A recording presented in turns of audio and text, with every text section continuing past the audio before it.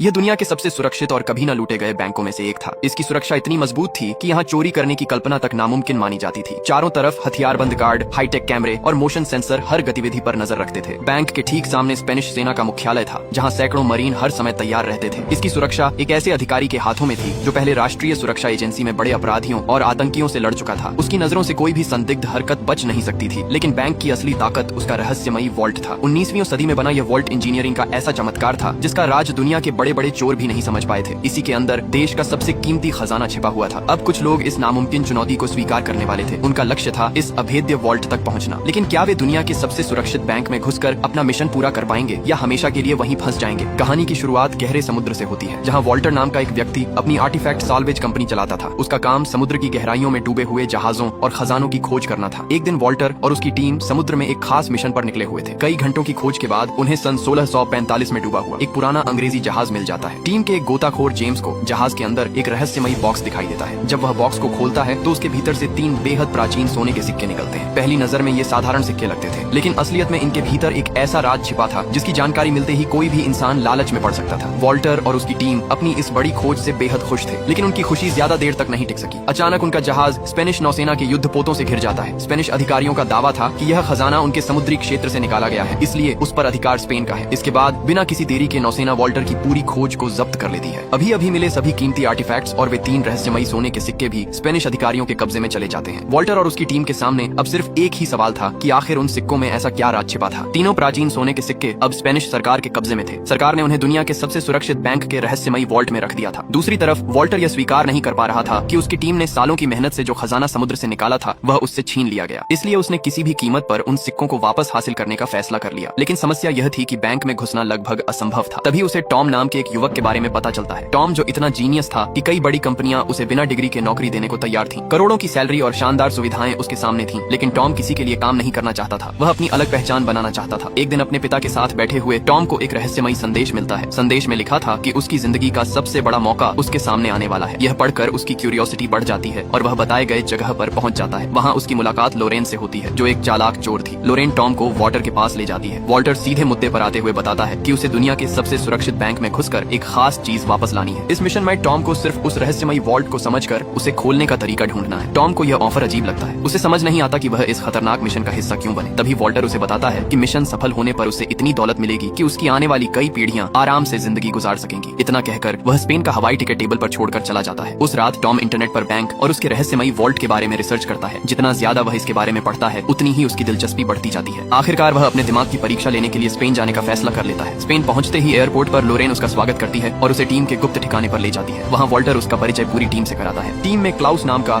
एक खतरनाक computer hacker था। जेम्स वॉल्टर का पुराना और भरोसेमंद साथी था, जबकि साइमन तकनीकी और फील्ड सपोर्ट का एक्सपर्ट था। हालांकि टीम के सदस्य टॉम को देखकर ज्यादा खुश नहीं होते, लेकिन टॉम को उनकी राय की कोई परवाह नहीं थी। इसी दौरान क्लाउस बैंक के कंप्यूटर सिस्टम में घुसने की कोशिश कर रहा था। उसने एक खास वायरस तैयार कर लिया था जिससे बैंक के कैमरों और निगरानी व्यवस्था पर कंट्रोल पाया जा सकता था। लेकिन बैंक के वॉइसमेल सिस्टम का पासवर्ड उनके पास नहीं था, इसलिए पूरा प्लान अटक गया था। तभी टॉम के दिमाग में एक आइडिया आता है। वह सुझाव देता है कि बैंक के किसी कर्मचारी को फोन करके यह विश्वास दिलाया जाए कि बैंक की मैसेजिंग सर्विस से उसके लिए एक जरूरी वॉइस मैसेज आया है। जैसे ही कर्मचारी उसे सुनने की कोशिश करेगा, वह खुद ही अपना पासवर्ड दर्ज कर देगा। हैरानी की बात यह थी कि प्लान पूरी तरह सफल हो जाता है। कुछ ही समय में क्लाउस बैंक के सुरक्षा सिस्टम और कई कैमरों तक पहुंच हासिल कर लेता है। अब टीम बैंक के अंदर की गतिविधियों पर नजर रख सकती थी। टॉम की सूझबूझ देखकर वॉल्टर उससे खुश हो जाता है। इसके बाद वह उसे 3 सोने के सिक्कों का असली रहस्य बताता है। वॉल्टर के अनुसार कई सदियों पहले एक अंग्रेज नाविक स्पेनिश शाही जहाज से भारी मात्रा में खजाना लेकर उसे कहीं छिपा गया था, लेकिन आज तक कोई नहीं जान पाया कि वह खजाना कहाँ दफन है। करीब 30 साल पहले वॉल्टर को एक पुराना लेटर मिला था जिसमें उस खजाने से जुड़ा एक महत्वपूर्ण सुराग मौजूद था। लंबे समय तक जांच करने के बाद उसे पता चला कि खजाने की असली लोकेशन उन 3 सोने के सिक्कों में छिपी हुई है। वर्षों की खोजबीन के बाद उसने उन सिक्कों को ढूंढ लिया था, लेकिन अब वे दुनिया के सबसे सुरक्षित बैंक के अंदर बंद पड़े थे। वॉल्टर टॉम को भरोसा दिलाता है कि अगर मिशन सफल हो गया तो खजाने की कीमत का हिस्सा पूरी टीम में बराबर बांटा जाएगा, और अगर वे असफल भी रहे तब भी उसे उसकी मेहनत और यहाँ तक आने के लिए अच्छा खासा भुगतान मिलेगा। इसके बाद पूरी टीम ऑपरेशन की योजना बनाने बैठती है। सबसे पहले उन्हें बैंक की सुरक्षा के अंदर पहुंचना था। इसके लिए उन्होंने एक इंडस्ट्रियल क्लीनिंग कंपनी को फोन करके बैंक की तरफ से झूठा संदेश भिजवाया कि कुछ दिनों तक सफाई का काम रद्द कर दिया गया है क्योंकि अलार्म सिस्टम में तकनीकी समस्या चल रही है। योजना के अनुसार साइमन और टॉम सफाई कर्मचारियों का भेष बनाकर बैंक पहुंचते हैं। दोनों अपनी किरदार इतनी स्वाभाविक तरीके से निभाते हैं कि सुरक्षा जांच के दौरान किसी को उन पर जरा भी शक नहीं होता। कुछ ही देर में वे बैंक के अंदर पहुंच जाते हैं और अपने अपने काम में लग जाते हैं। उधर लोरेन भी अपने मिशन पर निकल पड़ती है। वह खुद को एक आर्ट एक्सपर्ट बताकर बैंक में प्रवेश करती है। वह पूरे आत्मविश्वास के साथ अंदर अंदर जाती है और बैंक की सुरक्षा का प्रमुख गुस्तावो खुद उससे मिलने आता है। पेंटिंग्स के बारे में उसकी जानकारी देखकर गुस्तावो को उस पर बिल्कुल भी शक नहीं होता, लेकिन लोरेन पहले से ही एक खास योजना बनाकर आई थी। बातचीत के दौरान वह जानबूझकर अपना ड्रिंक गुस्तावो को पकड़ने के लिए देती है। उसका असली मकसद उसके फिंगरप्रिंट हासिल करना था। इसी बीच क्लाउस अपने गुप्त ठिकाने से कैमरों के जरिए पूरी ऑपरेशन पर नजर रख रहा था। उसके निर्देश पर साइमन चुपके से बैंक के एक टेक्निकल कमरे में पहुंचता है और वहां मौजूद नेटवर्क पोर्ट से अपना डिवाइस जोड़ देता है। अब क्लाउस को बैंक के सुरक्षा सिस्टम और निगरानी नेटवर्क तक पहुंच मिलने लगती है। दूसरी तरफ लोरेन को बैंक के अध्यक्ष के कार्यालय में ले जाया जाता है, जहां उसे दुर्लभ पेंटिंग्स की जांच करनी थी। जैसे ही सुरक्षा गार्ड कमरे से बाहर निकलता है, लोरेन तुरंत अपना स्कैनिंग डिवाइस चालू कर देती है। वहीं क्लाउस बाहर बैठकर कैमरों की रिकॉर्डिंग एडिट कर रहा था, ताकि सुरक्षा कर्मियों को ऐसा लगे कि लोरेन अब भी आराम से पेंटिंग्स का निरीक्षण कर रही है। असल में लोरेन का मकसद पेंटिंग्स देखना नहीं था, वह उस कमरे में छिपी वॉल्ट की चाबियों को ढूंढ रही थी। कुछ ही देर में उसे पहली चाबी मिल जाती है और वह एक 3D डिवाइस की मदद से उसकी हूबहू कॉपी तैयार कर लेती है। लेकिन तभी अचानक बैंक का अध्यक्ष वापस कमरे में आ जाता है। स्थिति बेहद खतरनाक हो जाती है, क्योंकि क्लाउस द्वारा चलाया जा रहा नकली वीडियो अब खत्म होने वाला था। अगर सुरक्षा टीम को असली और नकली तस्वीरों का फर्क समझ आ जाता तो पूरा प्लान उसी समय खत्म हो जाता। मुश्किल हालात में भी लोरेन घबराती नहीं। वह तुरंत अध्यक्ष से कहती है कि वह थोड़ा पीछे खड़े हो जाएं, ताकि वह पेंटिंग की बेहतर तस्वीर ले सके। अध्यक्ष को कुछ भी अजीब नहीं लगता। इस तरह लोरेन पकड़े जाने से बाल बाल बच जाती है। अध्यक्ष के दोबारा बाहर निकलते ही वह तेजी से दूसरी पेंटिंग के पीछे छिपी दूसरी चाबी को भी स्कैन कर लेती है। अब टीम के पास वॉल्ट तक पहुंचने के लिए जरूरी दोनों चाबियों की कॉपी मौजूद थी। उधर टॉम का मिशन भी कम खतरनाक नहीं था। उसे बैंक के एक मीटिंग रूम में जाकर वॉल्ट की आंतरिक बनावट को स्कैन करना था। वह चुपचाप मेज के नीचे घुस जाता है और अपना स्कैनर चालू कर देता है। लेकिन तभी अचानक कुछ अधिकारी मीटिंग के लिए कमरे में आ जाते हैं। टॉम सांस रोके मेज के नीचे बैठा रहता है, जबकि उसके ठीक ऊपर मीटिंग शुरू हो जाती है। लेकिन एक कर्मचारी के हाथ से कुछ दस्तावेज नीचे गिर जाते हैं। वह उन्हें उठाने के लिए झुकने ही वाला होता है, लेकिन तभी अचानक पूरे बैंक में तेज अलार्म बज उठता है। अलार्म सुनते ही कमरे में मौजूद सभी लोग घबराकर बाहर की तरफ दौड़ पड़ते हैं। टॉम बाल बाल बच जाता है। दरअसल उसकी स्कैनिंग मशीन से निकली इलेक्ट्रिकल पल्स ने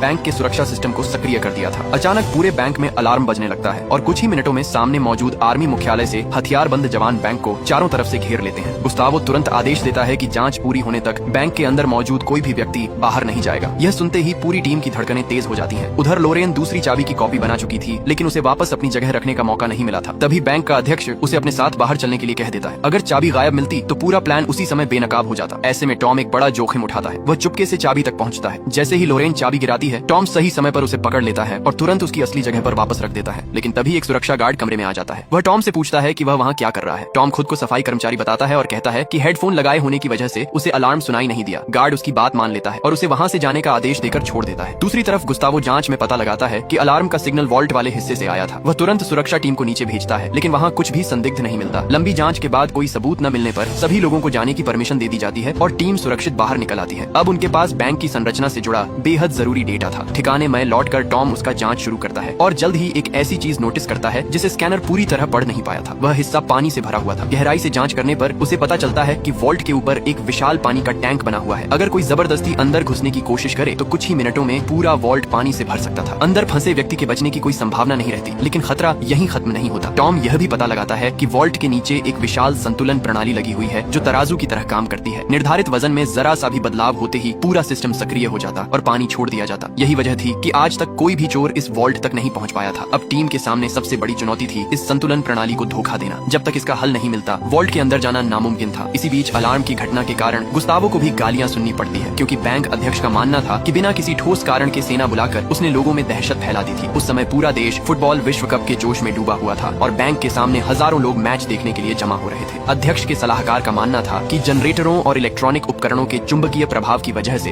गलत अलार्म ट्रिगर हुआ होगा। उधर जेम्स और साइमन सीवर के रास्ते बैंक के नीचे तक पहुंचने का काम शुरू कर चुके थे। कई घंटों की खोजबीन के बाद वे उस विशाल संतुलन प्रणाली तक पहुंच जाते हैं और वहां जाकर उन्हें एहसास होता है कि टॉम बिल्कुल सही था। लेकिन अब एक नई समस्या सामने आ जाती है। वॉल्ट तक पहुंचने के लिए उन्हें नीचे से सुरंग बनानी थी और उनको कम से कम 15 दिन लगने वाले थे। अगर वे तेजी से ड्रिलिंग करते तो शोर सुनकर सुरक्षा टीम सतर्क हो जाती। पूरी योजना विश्व कप के दौरान होने वाले शोर और भीड़ का फायदा उठाने पर आधारित थी, लेकिन फाइनल मैच में सिर्फ 8 दिन बाकी थे, यानी समय आधा था और काम दोगुना। ये सुनकर वॉल्टर पूरी तरह निराश हो जाता है। उसे लगने लगता है कि इतने करीब पहुंचकर भी उनका सपना अधूरा रह जाएगा। धीरे धीरे पूरी टीम का हौसला टूटने लगता है। लेकिन एक दिन वॉल्टर सामने वाली इमारत की छत से बैंक की सुरक्षा व्यवस्था का देख रहा होता है। तभी उसे एक महत्वपूर्ण बात समझ आती है। जब भी फुटबॉल मैच के दौरान हजारों दर्शक एक साथ चीयर करते थे, बैंक के कई मोशन डिटेक्शन कैमरे भीड़ की गतिविधियों पर ज्यादा फोकस करने लगते थे। इसका मतलब था कि सही समय पर ऊपर से बैंक में घुसा जा सकता था। हालांकि पूरी योजना अब स्पेन की राष्ट्रीय फुटबॉल टीम पर निर्भर थी। अगर स्पेन फाइनल में पहुंचती तभी बैंक के बाहर इतनी बड़ी भीड़ जमा होती कि उनकी घुसपैठ छिप सके। कुछ दिनों बाद खुशखबरी आती है। स्पेन सेमीफाइनल जीतकर विश्व कप फाइनल में पहुंच चुका था। लेकिन दूसरी तरफ गुस्तावो भी हाथ पर हाथ रखकर नहीं बैठा था। एक दिन वह कंट्रोल रूम में कुछ सफाई कर्मचारियों की बातचीत सुन लेता है। तभी उसे पता चलता है कि बैंक की तरफ से सफाई का काम रद्द करने का कोई आधिकारिक आदेश कभी जारी ही नहीं किया गया था। ये सुनते ही उसे टॉम और साइमन की याद आ जाती है। वह पुराने कैमरा फुटेज निकलवाता है और दोनों की तस्वीरें हासिल कर लेता है। हालांकि उनका कोई आपराधिक रिकॉर्ड नहीं था, इसलिए उनकी पहचान नहीं हो पाती। फिर भी गुस्तावो सतर्क हो जाता है और बैंक में ज्यादा गार्ड और नए कैमरे लगवा देता है। उधर टॉम कई रातों से लगातार उस विशाल संतुलन प्रणाली का हल ढूंढ रहा था। आखिरकार उसे सफलता मिल जाती है। उसे पता चलता है कि अगर उस तराजू जैसी प्रणाली को ठंडा कर दिया जाए तो उसे कुछ समय के लिए बंद किया जा सकता है। इसके लिए भारी मात्रा में लिक्विड नाइट्रोजन की जरूरत थी। टॉम बताता है कि करीब 500 किलोग्राम नाइट्रोजन सिस्टम को जाम करने के लिए बहुत होगी। प्लान तैयार होते ही आखिरी तैयारियां शुरू हो जाती हैं। सबसे पहले गुस्तावो के फिंगरप्रिंट की नकली कॉपी बनाई जाती है। फिर वॉल्ट की दोनों चाबियों तैयार की जाती है। इसी दौरान वॉल्टर 3 नकली सोने के सिक्के भी बनवाता है। आखिरकार वह दिन आ जाता है जिसका सभी को इंतजार था। स्पेन और नीदरलैंड के बीच विश्व कप फाइनल शुरू होने वाला था। पूरा देश जश्न में डूबा हुआ था। बैंक के सामने वाला विशाल चौक हजारों दर्शकों से भर चुका था। प्लान के अनुसार टॉम, लोरेन और जेम्स सामने वाली इमारत की छत पर पहुंचते हैं। वहां से वे रस्सियों के सहारे झूलते हुए बैंक की छत तक पहुंचते हैं। फिर कट्टर की मदद से कांच काटकर धीरे धीरे बैंक के अंदर उतर जाते हैं। दूसरी तरफ क्लाउस अपने कंप्यूटर पर बैंक की हर गतिविधि पर नजर रखे हुए था। वह लगातार गार्डों की लोकेशन और उनकी गतिविधियों की जानकारी टीम तक पहुंचा रहा था। उसके निर्देशों की वजह से तीनों बिना किसी की नजर में आए आगे बढ़ते रहते हैं। कुछ देर बाद वे वेंटिलेशन सिस्टम के अंदर पहुंच जाते हैं और रेंगते हुए वॉल्ट की तरफ बढ़ने लगते हैं। लेकिन इसी समय गुस्तावो का शक और भी बढ़ चुका था। फाइनल मैच चल रहा था, फिर भी उसका पूरा ध्यान बैंक की सुरक्षा पर था। उसे महसूस हो रहा था कि चोर आज ही हमला करने वाले हैं। उधर वेंटिलेशन डक्ट के भीतर आगे बढ़ते हुए टॉम, लोरेन और जेम्स एक बेहद खतरनाक जगह पर पहुंच जाते हैं। उनके सामने दो संरचनाओं के बीच एक विशाल खाली हिस्सा था, जिसके नीचे गहरी खाई जैसी दूरी दिखाई दे रही थी। तीनों अपने साथ लाए गए हिस्सों को जोड़कर एक सीढ़ी बनाते हैं और उसे पुल की तरह इस्तेमाल करते हैं। सबसे पहले टॉम और लोरेन सुरक्षित दूसरी तरफ पहुंच जाते हैं। आखिर में जेम्स सीढ़ी पर चढ़ता है, लेकिन जैसे ही वह बीच तक पहुंचता है, सीढ़ी अचानक खिसकने लगती है। एक ही पल में उसकी जान खतरे में पड़ जाती है और वह पूरी ताकत लगाकर खुद को संभालने की कोशिश करने लगता है। लेकिन जैसे ही जेम्स का संतुलन बिगड़ता है, टॉम तुरंत उसका हाथ पकड़ लेता है। कुछ सेकंड के बाद टॉम और लोरेन मिलकर उसे सुरक्षित दूसरी तरफ खींच लेते हैं। उधर क्लाउस भी अपना काम पूरा कर चुका था। उसने सुरक्षा सिस्टम का जरूरी कोड हासिल कर लिया था, जिसकी मदद से टीम वॉल्ट का पहला सुरक्षा दरवाजा खोलने में सफल हो जाती है। लेकिन असली चुनौती अभी बाकी थी। पहले दरवाजे के पीछे एक और विशाल और बेहद मजबूत दरवाजा मौजूद था। यही आखिरी सुरक्षा परत थी। इसे खोलने के लिए गुस्तावो के फिंगरप्रिंट और दोनों चाबियों का एक साथ इस्तेमाल जरूरी था। सभी लोग अपनी अपनी जगह तैयार हो जाते हैं। कुछ ही पलों बाद फिंगरप्रिंट स्कैन सफल हो जाता है। दोनों चाबियां भी काम कर जाती हैं और वर्षों से बंद वह रहस्यमयी दरवाजा धीरे धीरे खुलने लगता है। दरवाजे के पीछे वही विशाल संतुलन प्रणाली मौजूद थी, जिसके बारे में टॉम ने पता लगाया था। तभी नीचे सीवर में मौजूद सैम साइमन तुरंत नाइट्रोजन गैस छोड़ना शुरू कर देता है। धीरे धीरे सैकड़ों किलो गैस उस प्रणाली पर फैलने लगती है और कुछ मिनटों बाद ऐसा लगता है कि उनका प्लान सफल हो गया है। सबसे पहले टॉम अंदर कदम रखता है। जब कोई खतरा दिखाई नहीं देता तो लोरेन और जेम्स भी उसके पीछे अंदर चले जाते हैं। अब तीनों तेजी से उस बॉक्स को ढूंढने लगते हैं, जिसमें 3 सोने के सिक्के रखे गए थे। लेकिन उसी समय कंट्रोल रूम में बैठा गुस्तावो एक खतरनाक बदलाव नोटिस कर लेता है। उसे पता चलता है कि कुछ सेंसर अचानक बंद हो गए हैं। ये देखते ही उसे यकीन हो जाता है कि बैंक में कुछ बड़ा हो चुका है। वह तुरंत सिक्योरिटी को अलर्ट कर देता है। कुछ ही मिनटों में जांच टीम छत पर पहुंचती है और कटे हुए हिस्से को देखकर सब समझ जाती है। अब पूरा बैंक सेना और सुरक्षा बलों से घिर चुका था। उधर वॉल्ट के अंदर एक और बड़ी समस्या पैदा हो जाती है। नाइट्रोजन गैस का असर धीरे धीरे खत्म होने लगता है और संतुलन प्रणाली दोबारा सक्रिय होने लगती है। इसी बीच लोरेन आखिरकार वह बॉक्स ढूंढ लेती है, जिसके लिए उन्होंने इतना बड़ा जोखिम उठाया था। लेकिन तभी कहानी में एक बड़ा मोड़ आता है। जैसे ही जेम्स बॉक्स को देखता है, वह अचानक अपनी बंदूक निकालकर टॉम और लोरेन पर तान देता है। दोनों हैरान रह जाते हैं। तभी जेम्स अपनी असली पहचान बताता है। वह कोई साधारण खजाना खोजने वाला नहीं, बल्कि ब्रिटिश क्राउन का एक गुप्त एजेंट था। उसका मिशन किसी भी कीमत पर उन सिक्कों को ब्रिटेन वापस ले जाना था। उधर संतुलन प्रणाली भी फिर से सक्रिय हो चुकी थी। खतरे को समझते हुए लोरेन मजबूरी में बॉक्स जेम्स की तरफ फेंक देती है और टॉम के साथ बाहर निकलने की कोशिश करती है। लेकिन वे 1 सेकंड देर कर चुके थे। भारी सुरक्षा दरवाजा अचानक बंद हो जाता है और तीनों वॉल्ट के अंदर फंस जाते हैं। अगले ही पल ऊपर लगे पाइपों से तेज गति से पानी निकलना शुरू हो जाता है। धीरे धीरे पूरा वॉल्ट पानी से भरने लगता है। उधर सेना भी बैंक के अंदर घुस चुकी थी और तेजी से वॉल्ट की तरफ बढ़ रही थी। अंदर मौजूद तीनों लोगों की हालत खराब हो चुकी थी। लेकिन जेम्स इस स्थिति के लिए पहले तैयार था। पानी बढ़ते ही वह नीचे मौजूद ड्रेनेज पाइप के रास्ते बाहर निकलने की कोशिश करने लगता है। दूसरी तरफ टॉम और लोरेन के पास ऐसा कोई रास्ता नहीं था। कुछ ही मिनटों में पानी उनकी गर्दन तक पहुंच जाता है। दोनों समझ जाते हैं कि अगर पानी नहीं रुका तो उनकी मौत तय है। लेकिन मौत के इतने करीब पहुंचकर भी टॉम हार नहीं मानता। अचानक उसके दिमाग में एक जरूरी बात आती है। उसे एहसास होता है कि समस्या पानी नहीं बल्कि वजन था। वह तुरंत साइमन को संदेश भेजता है और कहता है कि किसी भी तरह संतुलन प्रणाली पर ज्यादा से ज्यादा वजन बढ़ाया जाए। साइमन बिना समय गंवाए खाली नाइट्रोजन सिलेंडरों को सिस्टम पर रखना शुरू कर देता है। जब उससे भी काम नहीं बनता तो वह खुद भी वहाँ बैठ जाता है ताकि वजन और बढ़ सके। उधर क्लाउस और वॉल्टर बेस पर बैठकर बेचैनी से सब कुछ देख रहे थे। दोनों अपने साथियों की सलामती की दुआ मांग रहे थे और तभी एक चमत्कार होता है। अचानक पाइपों से निकल रहा पानी कम होने लगता है। कुछ ही पलों में उसका बहाव पूरी तरह बंद हो जाता है। इसी दौरान वॉल्ट तक पहुंचने का रास्ता भी खुल जाता है। कुछ ही देर में गुस्तावो और उसके सुरक्षा कर्मी अंदर पहुंच जाते हैं। लेकिन वहाँ का दृश्य देखकर सभी हैरान रह जाते हैं। वॉल्ट पूरी तरह खाली था। न वहाँ कोई चोर था और न ही कोई सुराग। गुस्तावो समझ नहीं पाता कि वे लोग उसकी आंखों के सामने से गायब कैसे हो गए। काफी देर की जांच के बाद उसे सच्चाई का अंदाजा होता है। चालाक चोर वॉल्ट से निकलकर पानी की एग्जिट वाली पाइपलाइन और वेंटिलेशन सिस्टम के रास्ते फरार फरार हो चुके थे। गुस्तावो यकीन था कि वे अभी चोर ज्यादा दूर नहीं गए होंगे, इसलिए वह तुरंत सैनिकों और सिक्योरिटी को पूरे बैंक के आसपास तैनात कर देता है। उधर टॉम और लोरेन पुराने वेंटिलेशन डक्ट के रास्ते भाग रहे थे, लेकिन इस बार हालात पहले से ज्यादा मुश्किल थे क्योंकि बैंक के लगभग सभी रास्तों को सैनिकों ने घेर लिया था। क्लाउस भी कैमरों के जरिए उनकी मदद नहीं कर पा रहा था। तभी लोरेन को एक पुरानी बात याद आती है। वह टॉम को अपने पीछे आने के लिए कहती है और दोनों तेजी से तीसरी मंजिल की ओर बढ़ने लगते हैं, जबकि सुरक्षा बल उनके पीछे लगे होते हैं। कुछ देर बाद वे बैंक अध्यक्ष के ऑफिस में पहुंच जाते हैं। दूसरी तरफ गुस्तावो को सूचना मिलती है कि दोनों चोर इसी कमरे में घुसे हैं। ये सुनकर उसे लगता है कि अब वे बच नहीं पाएंगे, लेकिन जब सुरक्षा टीम दरवाजा तोड़कर अंदर पहुंचती है तो कमरा पूरी तरह खाली मिलता है। दरअसल जब लोरेन पहले यहाँ आई थी तभी उसने नोटिस किया था कि अध्यक्ष अक्सर इसी कमरे की खिड़की खोलकर सिगरेट पीता है। उसी समय उसने इस संभावित भागने के रास्ते को याद कर लिया था। अब उसी रास्ते का इस्तेमाल करके वह और टॉम इमारत से बाहर निकल चुके थे। गुस्तावो खिड़की से नीचे देखता है और उसे दूर जाते हुए दो काले कपड़ों वाले लोग दिखाई देते हैं। वह गोली चलाने ही वाला होता है, लेकिन उसका साथी उसे रोक देता है क्योंकि नीचे हजारों फुटबॉल समर्थक मौजूद थे। ऐसी स्थिति में गोली चलाना भारी तबाही मचा सकता था। मजबूर होकर गुस्तावो सैनिकों को भीड़ में उनकी तलाश करने का आदेश देता है, लेकिन टॉम और लोरेन पहले से तैयार थे। भीड़ में पहुंचते ही वे अपने काले कपड़े उतार देते हैं और आम फुटबॉल समर्थकों की तरह दिखाई देने लगते हैं। इतना ही नहीं, शक से बचने के लिए दोनों एक प्रेमी जोड़े की तरह व्यवहार करने लगते हैं। कुछ ही सेकंड में वे हजारों लोगों के बीच पूरी तरह घुल मिल जाते हैं और आखिरकार सैनिक भी उन्हें पहचान नहीं पाते। दूसरी तरफ वॉल्टर की मुलाकात मार्गरेट से होती है। तभी सच्चाई सामने आती है कि मार्गरेट और जेम्स दोनों ब्रिटिश इंटेलिजेंस एजेंट थे। उनका असली मिशन उन 3 सोने के सिक्कों को ब्रिटेन वापस ले जाना था। वॉल्टर उनसे सिक्कों को लेकर समझौता करने की कोशिश करता है, लेकिन मार्गरेट साफ इनकार कर देती है। उधर जेम्स सिक्कों को लेकर इंग्लैंड पहुंच जाता है और एक विशेषज्ञ प्रोफेसर की मदद से उन पर मौजूद निर्देशांकों को पढ़ने की कोशिश करता है, लेकिन उसे नहीं पता था कि वॉल्टर पहले ही उसकी असलियत समझ चुका था। इसी वजह से उसने लोरेन को एक खास काम सौंपा था। सही समय पर लोरेन ने असली सिक्कों की जगह नकली सिक्के रख दिए थे, यानी जेम्स और मार्गरेट जिन सिक्कों को लेकर इतने खुश थे वे असल में नकली थे। सच्चाई पता चलते ही दोनों बुरी तरह गुस्से में आ जाते हैं। उधर फ्रांस के पश्चिमी तट के पास एक खूबसूरत द्वीप पर वॉल्टर और उसकी टीम आखिरकार चैन की सांस ले रही थी। खतरनाक मिशन पूरा हो चुका था और सभी पहली बार सुकून महसूस कर रहे थे। इसी दौरान टॉम भी अपनी जिंदगी में आगे बढ़ चुका था और उसने पायलट लाइसेंस हासिल कर लिया था, लेकिन असली रोमांच अभी खत्म नहीं हुआ था। कुछ समय बाद लोरेन असली तीनों सिक्के निकालती है और उन पर मौजूद निर्देशांकों को पढ़ना शुरू करती है। सभी को उम्मीद थी कि खजाना किसी सुनसान द्वीप या समुद्र की गहराइयों में छिपा होगा, लेकिन जब असली लोकेशन सामने आती है तो हर कोई हैरान रह जाता है। खजाना किसी दूर दराज जगह पर नहीं बल्कि इंग्लैंड के एक बैंक के अंदर छिपा हुआ था, और यह कोई साधारण बैंक नहीं बल्कि दुनिया के सबसे आधुनिक और अत्याधुनिक सुरक्षा सिस्टम वाले बैंकों में से एक था। ये सुनते ही टीम के सभी सदस्य एक दूसरे की तरफ मुस्कुराकर देखते हैं, क्योंकि उन्हें समझ आ चुका था कि उनकी सबसे बड़ी चुनौती अभी बाकी है। और इसी के साथ ये कहानी यही खत्म होती है। अगर पार्ट 2 देखना है तो कमेंट करना मत भूलना।